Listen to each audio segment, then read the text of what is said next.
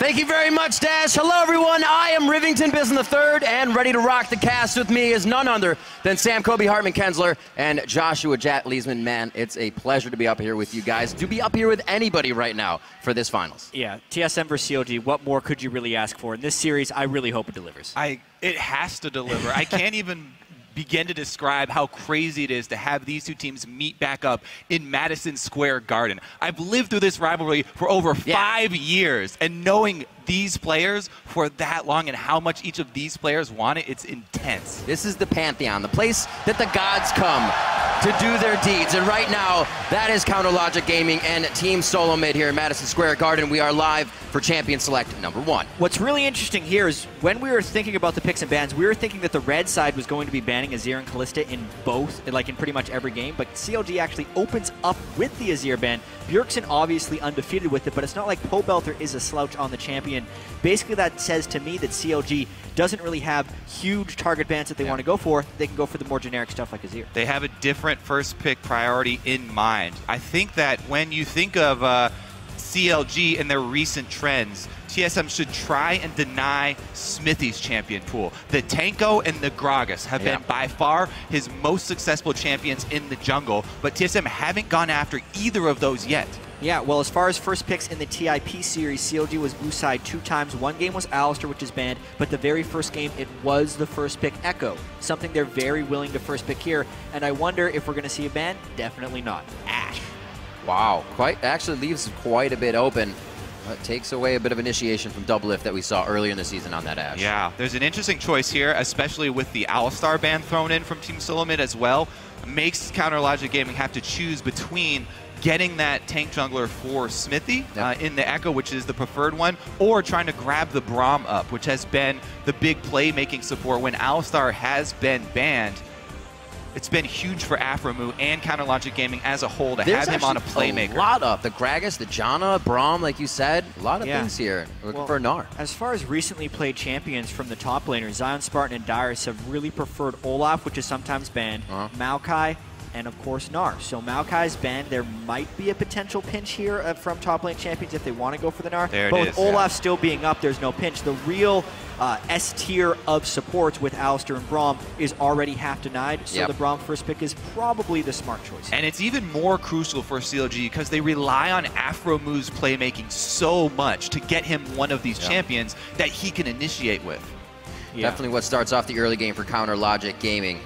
And it was the slump in the middle of the season they've been able to come out of, mostly on Afro's roams, coming back into that. So we'll see if we can do some on Braum. Yeah, the Braum is huge. I think the jungle picks are also contested. The thing about these guys is they have so much overlap within their champion pools. A question that we had, though, was whether or not Smithy was going to be willing to early pick Nidalee or if CLG was going to have to ban it. Because in TSM's series, whenever Nidalee is available, they've picked it right away, whether they're blue side or red side, and those are both big-time power picks from TSM. Yeah, Smithy's Nidalee definitely not nearly as fearsome as Santorin, so... But we just haven't seen it as well. He has played it once. Back and forth, brought out a few different jungle champions. Smithy definitely falling back to the Gragas for the last 4 to 5-ish games of the second half of the split. Definitely helping. They would go with the Trist, the Janna in that comp, but now the Braum is what they have thrown into the mix. Still waiting for the pickups on their side. Seeing the Kog'Maw and the Nidalee, definitely a bit of a poke giveaway there. Maybe going to Wild Turtle, however. We'll see if Bjergsen counters with a mid pick. Kog'Maw has trended more towards the 80 carry pick here. There's the Gragas and the Trist for Counter Logic Gaming. Yeah. A little bit interesting. We thought people were going to try and deny Smithy's jungle pool in the semifinals. But Gragas actually just kind of fell through and he was instead prioritizing the Echo. Here, though, against the Nidalee and Kog'Maw early picks, they instead go for the Gragas, maybe just trying to match some of the early game pressure that Santorin's Nidalee can put out. Yeah, the Cinderhulk tanks of Gragas and Echo feel very similar roles, but Gragas can make a lot more moves early than Echo can. Also, if you're going to be going up against Nidalee, you do want to have a pretty meaty front line, Braum and a bunch of tanks, so if the spear does find its way, it's not nearly as damaging. Have a chance to stand toe-to-toe at a few of these fights without losing half of their health bars. We'll see how CLG attempts that once they get to the situation more towards mid-game. Early game, What are you seeing with the pick so far as we kind of round out CLG's side? Double lift on his classic Tristana that Yeah. he's been heavily favoring recently. Very big on pushing down the towers early. And he's been such a big late game carry for them as well. They have him clear side waves almost instantly with Tristana late game. He gets so much of the farm because he can clear a wave on the side so quickly and then join the team. It's been such a key difference for them and him being with the rest of the team for those fights.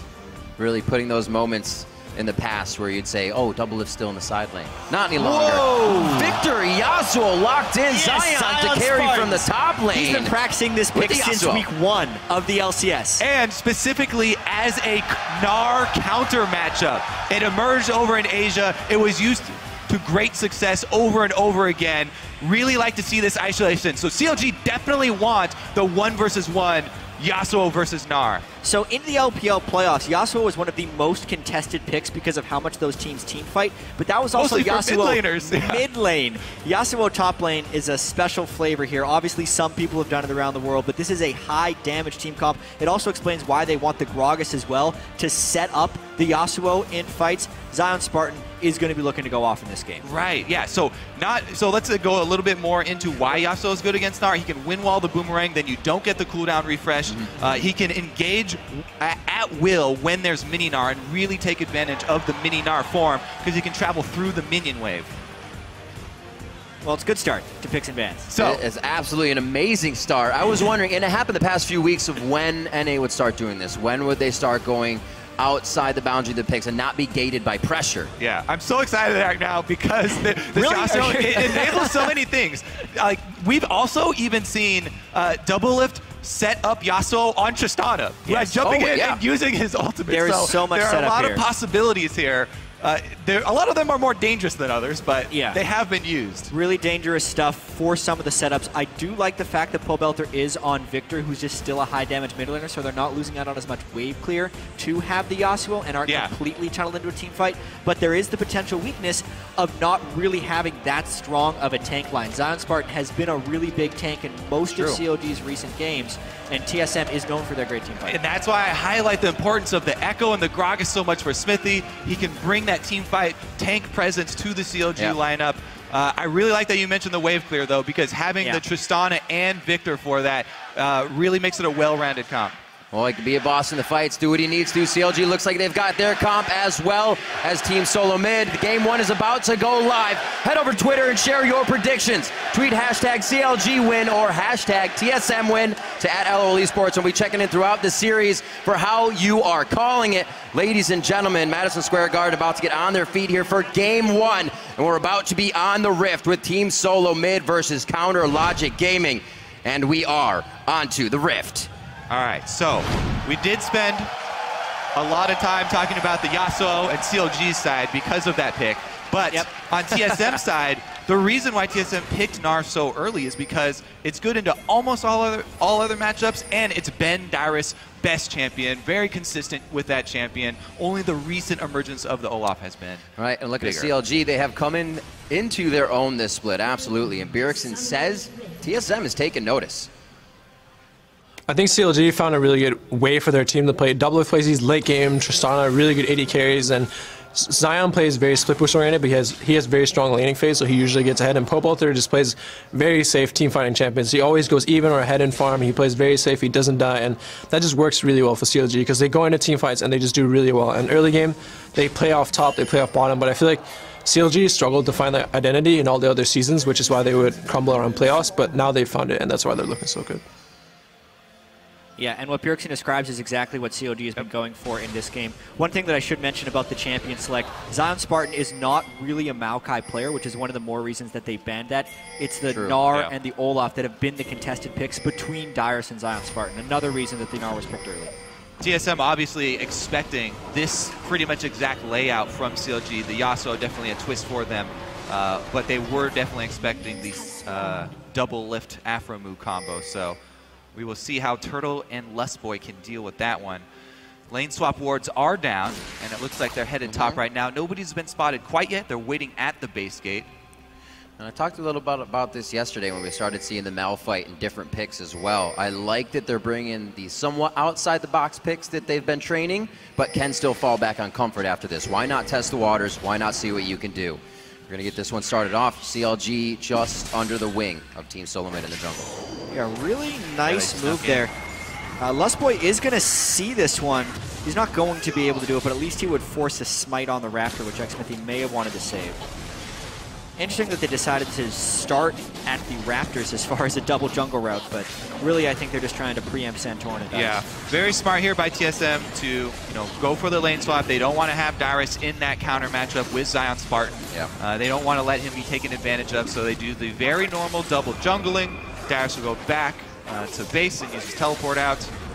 Meanwhile, Zion and Smithy, although you mentioned the one camp they started on enemy territory, have just kept up the double jungling. The big wrinkle there is that they didn't have Zion tanking very much, just using the Yasuo shield. So Zion will have his teleport up, and they have a slight advantage there. Yeah, running straight to the top lane, where now they might actually prompt a 2v1 against Wild Turtle because they're sending support assistance with Aphromoo. It's a very, very scary 2v1 because Yasuo has so much mobility and can run through the minion line with his dash. Braum, combined with him, can provide kill pressure on an AD carry lane very early on. Right now, though, Braum's still roaming. Aphromoo trying to get some wards down. Coming in behind, actually, maybe. They may be looking for an early Aphromoo gank here onto Turtle. Yeah, Aphromoo has a great They've got behind him already. He's on spot. What a slow movement in from Afro. He's Turtle flash finally starts to get out. Turtle's vision on the map tells him that there was nothing, and Fancy feeds himself into safety. Very well played from Turtle there. I thought he was definitely dead. Zion actually dashing away from him back into the minion line, and then Turtle very intelligently moves away from those minions. Walk away. So Yasuo can't use them against him, and a great sidestep there. And there's a certain element of avoided. There's a large element of trust that TSM is putting into Wild Turtle right here. So long in the regular season, he was criticized for dying out of position and was seen as a liability within the TSM team. But now they're putting him solo lane Kog'Maw, and his ability to just sidestep that, have Summoner Spell discipline as well as getting away from the gank is really critical for TSM, and it kind of shows how far he's come this split. It definitely does. And they didn't even leave wards for him when they left him up there by himself. Probably not wise. Honestly, you should probably leave some wards for him, but he still outplays. The strength on that has been on top and bottom. We see Dyrus almost put into these situations previously in a 2v1 so he could get three-man ganked under a turret. That's not something you see anymore. TSM has been able to start preventing that, which actually hurt the top lane quite a bit. Yeah, really good start here in the side lanes from TSM. Both in the pre-game planning for the lane swap and the in-game execution there with the dodge. See Doublelift's 6 games on Tristana, that 100% win rate. The team loves to get him on that, like Kobe said, pushing waves, getting himself back to the team. Right now, he's in his element. Specifically, what CLG uses Tristana so well for there is the ability to demolish turrets so quickly, especially in the mid and late game. CLG loves to group up and just out-rotate the opponent, and even if they get 2 or 3 seconds ahead with a late game Trist, that means a turret. And also Doublelift is a very strong laner with it as well. Yeah, and you can see the adaptation here too. Because the pressure already so early on Turtle, they've sent Lustboy back up. So it is actually going to be Doublelift pulling ahead in experience now since he's the AD carry in a solo lane. And they're going to try and get that Tristana up so she can start knocking down the outer turrets and get the domino effect of all the outer turrets first to get that gold lead. Good sidestep. Wow, Pole Belter with the dodges as well. They might be able to turn this around. That's the roam from Aphromoo. This is why CLG started to catapult towards the second split. Oh, not this time though. Good dodges on both sides after the engage. Yep, both teams with the same mind. It's some nice sidestepping going on right there. Santorin chased a little bit far. As soon as his spear missed, he should have respected the counter gank a little bit more because he didn't. His team loses out on the summoner spells. It's just the heal from Pole Belter, but it's multi-flashes from the TSM side. Yeah, both of these supports have been very active, both Lustboy and Aphromoo with constant roaming here. Now they're even bringing Smithy in tow. It was actually the first blood for CLG. That'll come up shortly, I hope. Are able to grab it. We will get this repaired as soon as possible for you in-house on the screens. 6.5 in, first blood going over to Counterlogic Gaming in the top lane. We'll also inform you of the situation. We're good to go. We'll be back on the screen in just a second. We apologize. Yeah, hopefully we can get a replay of that, but it is first blood over to Zion Spartan, which is the critical thing. We're back. First blood knocked the service right out. It's just that strong. Sometimes it happens. Thank you for sticking with us for the short moment there. 7 minutes in, we'll get a replay of that, if possible, back on your screen. The kill did go over to Zion Spartan in the top lane. And specifically, CLG focused Lustboy, which was the point of that gank. Lustboy burned the flash in the mid lane, so he is the target of this gank. Perfect cue from Aframu and the follow. Yeah, Zion just flashing to get right in there as well, and nowhere for Lustboy to go. Things are rolling now. Counter Logic Gaming in the beginning. Let's see if they can continue to carry this. Now CLG have had the better early game consistently all split long over TSM. And it has been TSM biding their time and waiting till later in the game for the crucial dragon fights, the mid-game fights to turn it back around in their favor. TSM, more than any other team, is okay with that. Just hanging out for the entirety of the game and then coming back strong. Yeah, as much as you can be okay with it. Yeah. Very frequently, TSM will play a little bit overly passive instead of taking a risk which could go really bad to take a small loss. But we also have to mention that during the semifinals, CLG was falling behind early to tip quite frequently. It happened in both games 1 and 2, sometimes by as much as 4,000 gold by the 13-minute mark. Yet CLG actually displayed very strong team fighting against Team Impulse, using their tank line properly. This game, they have an incredibly high damage team fight team and a lot of initiation potential, but not the same type of front line they had in the Team Impulse game. And TSM is a much better team fighting team than Team Impulse, so it's going to be really interesting to watch. That's a big thing that Nard does bring, is a ranged AoE initiation where he can throw his body in and get an AoE stun down. So both teams, a lot of tools for the mid-game team fight. Right now, it actually looks like Smithy's jumped the wall into the back of Dragon, I think, on the mini-map there, so he's sneaking it. Well, that's not very sneaky. Well, the rest of the team, not too sneaky, but he started it out. He got it done. Power and numbers will still get it done. Nicely able to clean this up. Not too much of a disparity through the 80 carries as we're seeing double lift on your screen, but that mid lane, Bjergsen over Pobelter, 85 to 69 right now. That's sneaky skull crab. They've got jukes. This one, he sets up his spear with the stun from Smite first. Able to land it. Can't go on tilt from Scuttle. That does not work here in the finals. So it's going to be Chalice coming in for Bjergsen, his first item. The Giant's Belt in for Dyrus in that top side. The Shiv's already finished up with that kill for Zion Spartan. Let's see if he can actually give Dyrus any trouble, as that 1v1 is now matched up towards the top side. Yeah, very frequently you'll see an offensive item first onto a Gnar. We've seen a lot of Black Cleavers and Hex Drinkers from him. But against Yasuo here, he's really respecting Zion Spartan's damage, trying to go really tanky really early on in the game. Additionally, they have a lot of damage from Santorn's Nidalee within the team composition, so Gnar doesn't need to bring the same damage threat. It will diminish Dyrus' threat in a split push, though, so he's more trying to counter Zion Spartan's threat with a split push in this composition. Catching Pobelter on a bit of a roam for a ward here. This is a great amount of damage. This is quite a bit of damage on that mid turret. They have a ward in that situation. No, it was just TSM, right place, right time.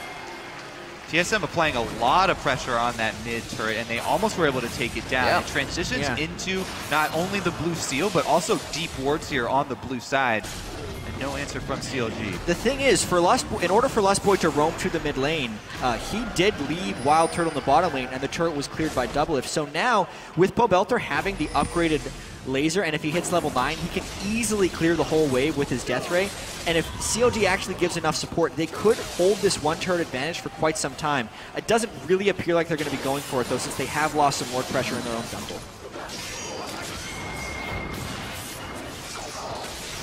You can see that's you can see that's the matchup right there playing out. Extremely favorable trade for Zion. No help for Pobelter. I think they could have held that, but instead TSM commits to it, and now it's a fight. Whoa, pretty big tell on that teleport coming in. Dyrus in the top side's way too low to come in on this fight. He goes down to the top side actually to double lift in the fight now with the Dragon. Bjergsen's gonna get hit up. They give that kill to Pobelter. Now it's going on to Lustboy. The jump through. Oh, cannot get it to hit on the Winter's Bite, but what a fight across the map. There's that Tristana though. Double lift left so much, takes down the turret with a tiny bit of time left alone. Got himself a kill too. That fight itself, though, you can see how good this Yasuo can be in team fights. They get the extended knockup from the Braum ultimate and just destroy Bjergsen. Yes, TSM did get the turret, but CLG ends up coming out way on top in that trade because they applied pressure top lane while simultaneously collapsing mid lane and winning this extended fight. Bjergsen blowing the flash early there for the Braum Q. And Doesn't all have Smithy anything left needed here. was to just knock him a little bit to the side. Feed's still alive here. Zion gets the Yasuo ult off that one. And Lustboy, he really just had to turn tail and run. The Scuttle Crab nearly sold him out as well. It did, but not going to be enough. Just cost them another flash there. And the rest of TSM are able to escape with their lives. Well, escaping a few times in the top, CLG's found a few kinks in the armor, though, and they've been able to bring in a bit of gold. That on the AD carry, the mid and the top, the two people that are going to be doing DPS for this composition. So more power to CLG here as they move into the mid lane, trying to answer with a bit of the damage that TSM just gave to them. It doesn't look like they'll have the same result, though. Yeah. The one game that TSM lost in the semifinals of Team Liquid was when Bjergsen was on Orianna. He's been able to lane and farm very well with it, but TSM hasn't been able to set up team fights in pretty much any of their games in which Bjergsen can get off a good shockwave. This as well is a very mobile team for CLG, which makes it difficult for Bjergsen to get shockwaves off. Not to mention how mobile CLG is being on the map. It's going to be very hard for TSM to actually set up the proper team fights. Yeah, it's also going to be hard for them to wave clear now because the blue has been taken away. And that is going to be some extra pressure for CLG. The outer turrets are very easy for CLG to take with this comp. And the last one is their focus. Everyone grouped up with Zion split pushing here. He does not have teleport. Wow, Dyrus does have teleport. That's a dive. Oh, Beard goes back. They're not going to look for the turret. They cancel him out immediately. Dyrus stops the TP. He's stuck in the top. That means CLG has some time with mid lane turret, and they're getting what they want. Yep, the dive executed too quickly there. CLG do get the kill and turret.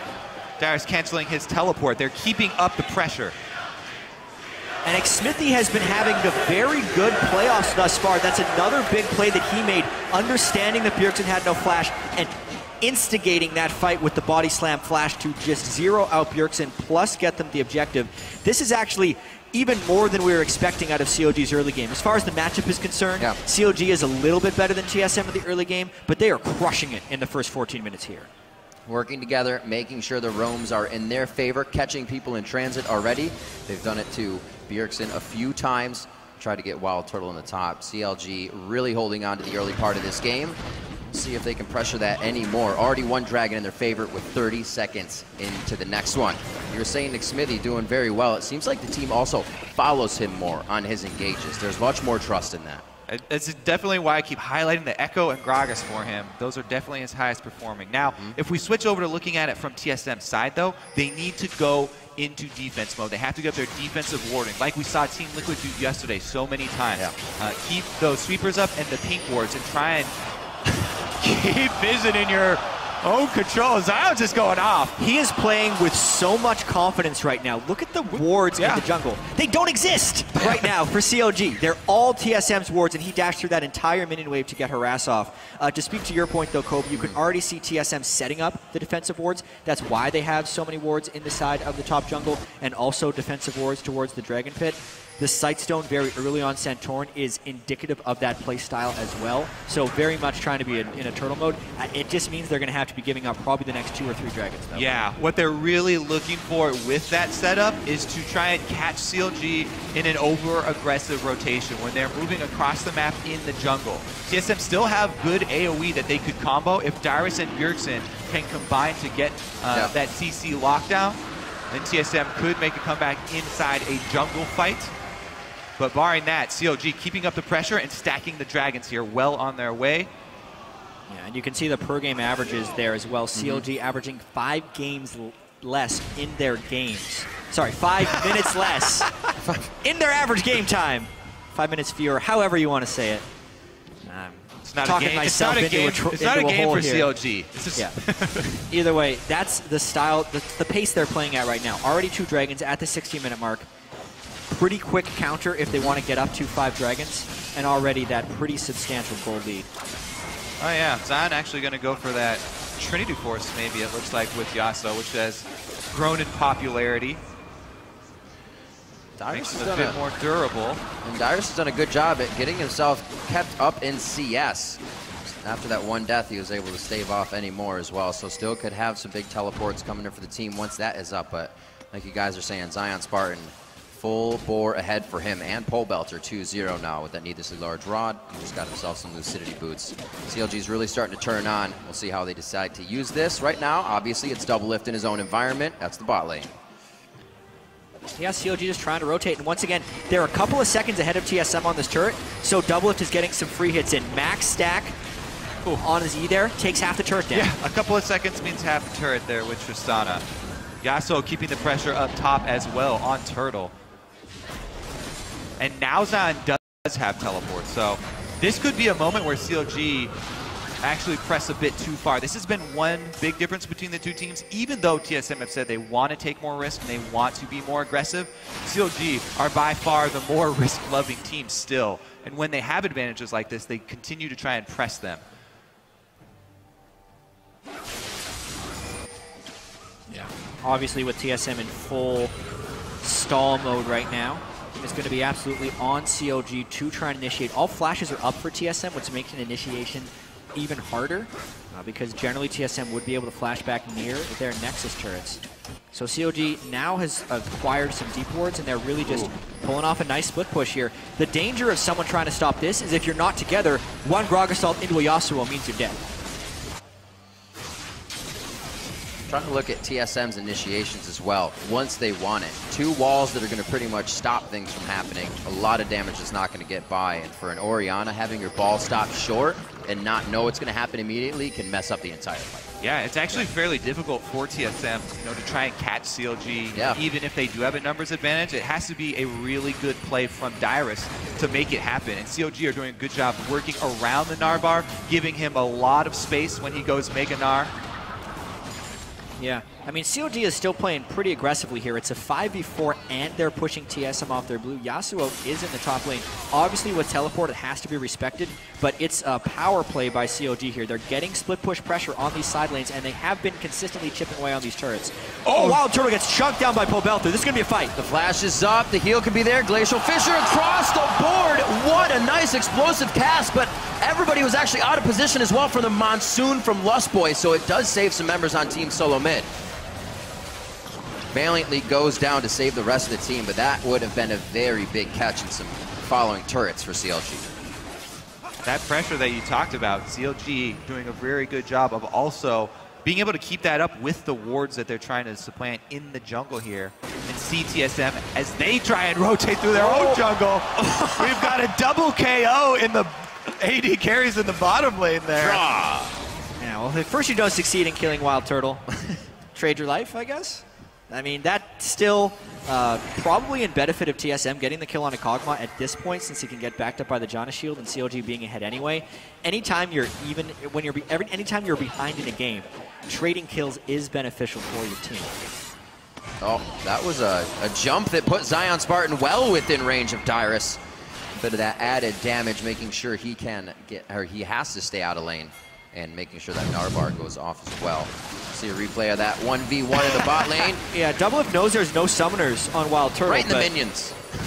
It was right in a lot of minions. So the minions aided Wild Turtle there. Doublelift not afraid. This is how the CLG-TSM rivalry is supposed to go. Nobody backs down from the 1 versus 1. Well, that's the kind of stuff we would see from Doublelift in scrims, right? Jumping over the wall, rocketing somebody back to make plays. And that's that risk-loving style that I talked about. CLG by far much more risk-loving than TSM. Yep. And Doublelift showing it right there. You get those moments a lot more from it. 20 minutes now on the clock, 6-1 here. CLG is holding their lead, but TSM steadily slowing it down, actually. Yeah, and even though CLG has made some progress on the interior turrets of TSM, they haven't cleared and they haven't actually destroyed any of them yet. And now it actually looks like TSM is trying to get some preemptive poke in before the Dragon, because if CLG can start stacking and get this Dragon immediately, we'd be talking about 5 Dragons by 33 minutes, which is very within the bounds of crushing and winning the game. So TSM wants to start stopping this Dragon Snowball sooner rather than later. Yeah, and that chunk out on Smithy, he should be able to get back, heal, and return to the Dragon area almost in time, but he will not have his ultimate. He threw the ultimate over that red wall to try and snag Turtle, knowing that he didn't have any summoners. Now it won't be up for the immediate fight. TSM going to try and take down an outer here. Let's see, they're trying to put their foot down. CLG will definitely answer. A lot of members making their way to this turret. Yeah, CLG does not have good setup here. They don't have wards in the Dragon Pit, and they're late to this turret. Zion Spartan hasn't even been delivering damage, and he takes just about his full health bar. TSM's poke comp now coming out to play. And they're taking some of that standing gold on the map. The outer turrets were holding a lot of the gold difference between the two teams. This is why TSM have been playing this style where they're very risk averse to try and huddle behind their tier 2, wait until they can group up and place their wards to reclaim that gold. And what a stall that actually puts on 5th Dragon. CLG obviously still going to keep going for it, but TSM definitely buy themselves more ramp-up time to make sure that doesn't become a thing. Lustboy finishes Talisman of Ascension as well for safety, or even a little bit of distance they want to close to keep that poke on. Yeah, some pretty big item completions as well for CLG here. They've got their Magic Resist Aura already. Smithy rushing the Aegis of the Legion. Meanwhile, the key items for all their DPS members have hit their 2 item power spikes here. So CLG very well could try and force.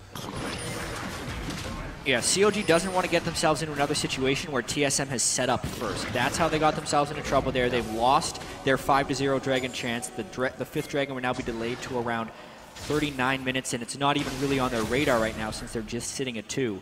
It is really about trying to get picks on the TSM team in which Yasuo and the rest of the high damage dealers can follow up. In a straight-on get poked by Nidalee and Kog'Maw for too long, TSM actually has a chance despite the gold discrepancy. Yeah, that is the key. They can only use Braum Unbreakable to block some of the poke, and then they have to go. They have to be quick with their initiation and use the Yasuo combo. A lot of things to go wrong here, especially if Smithy ult misses as well. Bjergsen hits a nice shockwave. Like you said, Jat, we already saw what happens when TSM is there first. Pretty much can telegraph the way that CLG's coming in. CLG, however, there first. TSM has the chance to back away safely. They get the flash out, which is actually pretty big for Lustboy. He's been using it to reposition for good monsoons on Janna. And that would be one of their main disengage when CLG do go for the Yasuo combo. So it is an important flash that they just burned there. Smithy jumping over the wall. Really pivotal moment in the game here. This is when CLG wants to get the picks in team fights. Darius just ran out of Mega Gnar, so if CLG does find a fight, that's not the ult they wanted. The Talisman of Ascension put Lustboy and Santorin just in the right spot. Now jockeying for position in lane instead of brush to lane. This fight may not happen. If it goes on like this for a little bit longer, it's just going to be wave clearing until somebody makes a mistake. Yasuo charged. Already down to half. Very close by that javelin as well. Yeah, even with the wind wall and the Braum shield, some of the spears are still flying through for Santorin. Unless they get that clean initiation, you can see the struggle with Santorin being able to sustain up any little bit of damage CLG does to TSM. So TSM holding pretty strong here, and CLG need to find that dream engage, and that definitely was not it right there. Well, they don't want to give up their ward coverage over the Baron area either, and TSM have cornered themselves in CLG territory. Looks like they will walk out scot-free here. Little bit of harass on the exit. And dance around them enough to take that top turret, and everything will be kind of all right from standing in the mid lane. They're buying time. They're getting gold. They're going to be getting more stats in the end. Turtle approaching the turret. Gets a nice storm shield. Looks like they will be able to drop this one after having a stalemate in the mid. TSM do make it work here without really having anything to go for it. They go for a top turret. All right, well, they have evened up the turrets, but CLG still with a healthy lead. Darius in the river here comes up to dissuade CLG from their pursuit. That's the thing, though. That healthy lead almost needs to be healthier. It does, because they hit their item power spikes a few minutes ago. Right. The Aegis of the Legion and Trinity Force that Kobe touched on. The CLG really did want to fight in these last 2 minutes, and now Bjergsen, without his death cap, was able to rotate and get the turrets, but he just completed the death cap. So Orianna is coming online. Blade of the Ruined King is soon for Wild Turtle. Darius is even close to his Black Cleaver, which is a very critical item for Gnar, especially in the split push. The turtling has worked out very well for TSM since this early 6 kills that CLG picked up. Yeah, speaking of Turtle, he's almost completing his Blade of the Ruined King too, so They'll probably wait a little bit longer until he can actually get his second item. He was doing some big damage to Zion Spartan alone before they took that bottom tier turret. So Turtle definitely trying to walk up close for a few shots, may get himself into trouble here if it cannot be protected by Bjergsen and Lost Boy. A lot of things can go wrong for both teams in these fights. And right now, Chronologic Gaming seems like they're a little too worried about that with their lead. They could probably be pressuring a few more things here. Scuttle going over to Team Solo mid. They start to control more and more of the map to make things easier for themselves. Yeah, I'm very curious if Zion and CLG returning to a split push with him will be able to get pressure on that bottom turret. Because they did get a lot of work done on it before with double lift, and he took it to half, you know, a good couple minutes ago. Yeah, but they haven't been able to keep up the pressure. Even the turret on the top side, Zion Spartan had a little bit of time on that. I think that's around half health as well. Yeah. So it's not like COG wasn't making progress, but that progress has definitely been halted. They're back to the 1-3-1 split push. Honestly, Team Solomid's initiation is pretty low as far as their ability to force fights. So the 1-3-1 in the split push is more upon COG's style, and then they can then force collapses off of that. They have. Question answered. Dyrus seen in the river, so Zion Spartan's going to take that turret, and COG get their first tier 2. Yeah, it's all about forcing the off-numbered fights, because when TSM has more people, it's actually very difficult for them to force fights on COG. COG has all the disengage as well with the Gragas ultimate, and they're just really going to try and out-rotate and collapse. I like that COG is back to the turret-taking game. Took him a bit there. I was wondering. Teleport had been up for a while, but they did not want Team Solo Mid to just rush down middle and take control of the game. Played it correctly, still in the lead now. Dragon is also alive and going to need some ward coverage. So she's going to keep pressure on Baron, though. Or maybe not. Hoping that TSM do not come in check. Hold your breath. There's the TP. It's going to be halfway up, so he knows they need to get there in time. Talisman of Ascension. It's going to be enough to push them off. Baron about 4,000 health. Whew, Smithy at about 30% life as well. Yeah, Smithy took a lot of damage on Baron. I wonder if COG, because they're so frustrated of not finding a fight, would be willing to engage. It would have to be a great Gragas ultimate to prompt a fight here from COG. And it would have to been while Dyrus was exhausted. He couldn't charge up his Narbar again, but they waited out that timing. And now it's just COG. I feel like this could still happen. Very low mana for Bjergsen. He's right now in this fight. Zion Spartan getting hit. Lays over the wall. Chaos Storm is absolutely shredding Team Solo Mid. They took this fight with 0 mana on Bjergsen, and they're forced to run back to the base. Pole Belter landed Chaos Storm and Death Ray on 3 people and nearly won the fight single-handedly. If any of the other initiation would have landed for COG, that would have been a fight. But as it stands, no one on TSM is down, and COG is still on the Baron. Dyrus with the rest of them. No, Lustboy, Bjergsen, yeah, Wild Turtle approaches. Santorin here now. These guys are depleted in resources, but still trying their damnedest to stop this Baron. 30 minutes in, Counter Logic Gaming is thwarted once again as they try for it. Pink Ward can't clear it. Too much Baron aggro. Aphromoo still checking for security purposes. Both teams come away bloody, but still alive here. Baron actually could start taking people down if they trigger it. Couple of wards being placed back up, and who got back to heal? Zion did get back to heal. He has teleport available. They know they have teleport advantage. CLG trying to use this teleport advantage. Yeah, Zion with home guards comes in from the flank. Oh, goodbye. Zion! It's so you have to think. We've been here over 30 seconds. Somebody has an idea by now, and Zion had it. Yeah, it's all about the pressure discrepancy, and COG is trying to drive this home, but they are really pressing their luck here. Smithy's been below half health for about a minute and a half. Baron is going down. No Kog'Maw for this fight. This is a very dangerous steal, too. Santorin. Yeah. He's got his eye on it. Oh, my goodness. Baron. Smithy's too low to smite. Yeah, they have 4,800 HP. Santorin's still on the other side of the wall. He wants it, but Smithy's going down before he can even smite, so you are right. They have to back off. It's a ward. Woo. 2 minutes now. Both teams have attempted this Baron. I think we're finally going to get to take a breather here. They back off. Going to get based. See what items we can get after this. All right, so game 1. Pretty exciting so far, I'm willing to say. Delivering. Even though there's only 8 kills in the 31 minutes here, it has been very, very high pressure. Pobelter with his death cap completed now. If TSM doesn't get an Aegis or a Locket anytime soon, that Chaos Storm and Death Ray, instead of taking 3 people low, is going to kill 3 people straight out. And let's talk a little bit about Pobelter for CLG, because all split long. Every time he gets an interview, he wants to talk about how he's going to prove himself as a top North American mid laner. During the regular season, he was not able to best Bjergsen. This is his chance to make his case. Absolutely. At Madison Square Garden in the finals, take down Bjergsen. In a year and where, he's beating him right now. In a year where he's also had a decent team as well to go along with the entire season this time, right? Yeah. This is his first split in the playoffs. Yep. And he's 3-0 here in his first game. Yeah, it's so fitting that he's now finally on CLG because people have been talking about Pobelter's potential for years. He started playing at such a young age, he wasn't even available to join. The epitome of potential. Yeah. It's everything. We'll see what he does with that 3-0 potential in this game. Those City Boots keep him spamming out that DPS. See Dirish finishing up the Black Cleaver as well. Gonna get a little bit of damage out of him now. See if he can help the team. That's a big Winter's Bite onto Bjergsen. 3-man Shockwave. Where's the answer? TSM is not in the right position to get the attacks on the priority targets. It's CLG that's able now to push them right over in their own command Shockwave engage.